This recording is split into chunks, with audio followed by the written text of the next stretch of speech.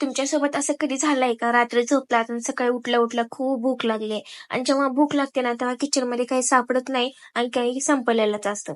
मग मी खिचडी करायला घेतली तेव्हा लगेच इकडे ना मीठ संपलेलं होतं. लगेच मी जादूची छडी यूज करून इकडे लगेच मीठही आणून घेतलं आणि तोपर्यंत फोडणीही देऊन टाकली. मस्त कुकर बाबाला ना शिट्टी वाजव असं म्हणून हे करत होते, कारण ना माझा कुकर मला बघून शिट्ट्या वाजवतो. तोपर्यंत ना मी इकडे टरबूजचा मर्डर केला आणि छोटे छोटे पीस कट करून ठेवून दिलं बाजूला, कारण जेवण झाल्यावर तोपर्यंत तो थंड होईल म्हणून फ्रीजमध्ये ठेवून टाकलं.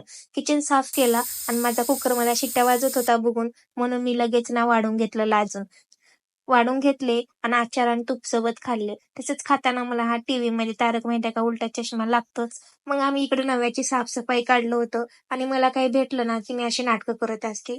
तर तुमच्याकडे पण साफसफाई चालू आहे का? तर माझा हा डायलॉग नक्की ऐका.